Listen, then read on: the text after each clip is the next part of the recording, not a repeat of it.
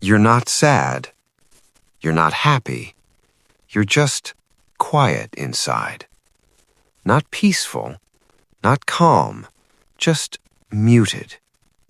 Life moves, days pass. You do what you're supposed to do. You wake up, you work, you respond to messages, you laugh at the right moments. From the outside, nothing looks wrong, but inside, something feels absent. It's not pain, it's not joy, it's the absence of both. And that absence is confusing because no one ever taught you how to recognize this feeling.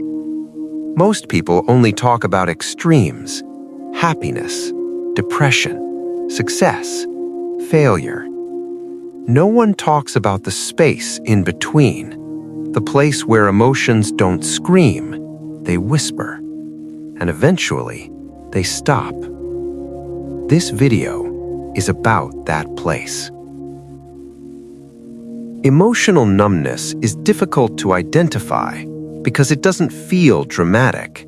There are no breakdowns, no tears on the floor, no visible collapse. Instead, it feels like you're watching your life instead of living it. Moments don't land the way they used to. Joy feels distant, like a memory. Pain feels dull, like it can't fully reach you. You still care, but you don't feel deeply. And that makes you question yourself. You think, am I broken? Am I lazy? Why don't I react like others do? But here's the truth most people never hear. Emotional numbness is not a failure. It's an adaptation. Your brain is not designed to suffer endlessly. When emotions become overwhelming for too long, the brain intervenes, not by healing, but by disconnecting.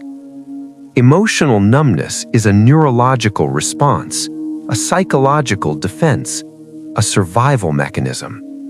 It's your nervous system saying, "This is too much, we need distance."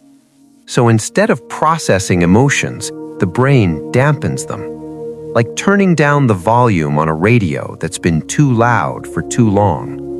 The sound doesn't disappear, it becomes faint, and over time, you forget what full volume felt like.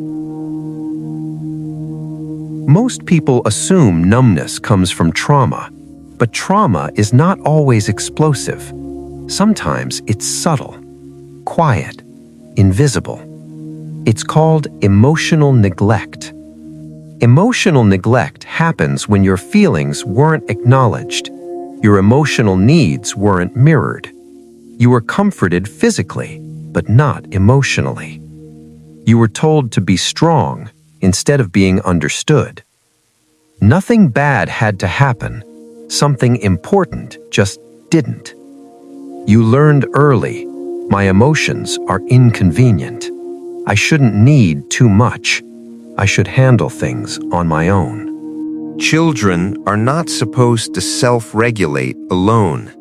They learn emotions through co-regulation. That means someone notices their feelings, names them, soothes them, helps them make sense of what they feel. When that doesn't happen, the child improvises. They stop expressing emotions outwardly.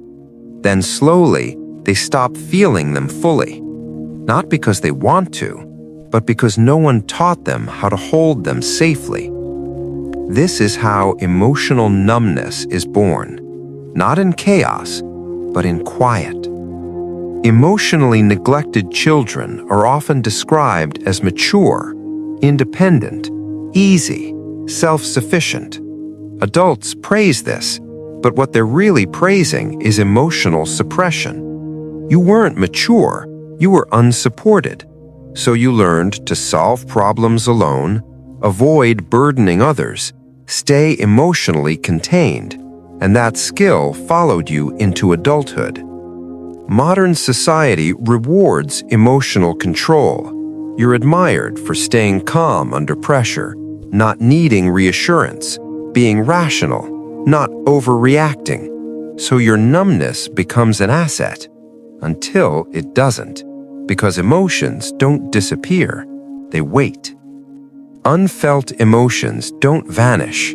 They manifest as chronic fatigue, anxiety with no clear cause, difficulty feeling pleasure, emotional distance in relationships, loss of motivation.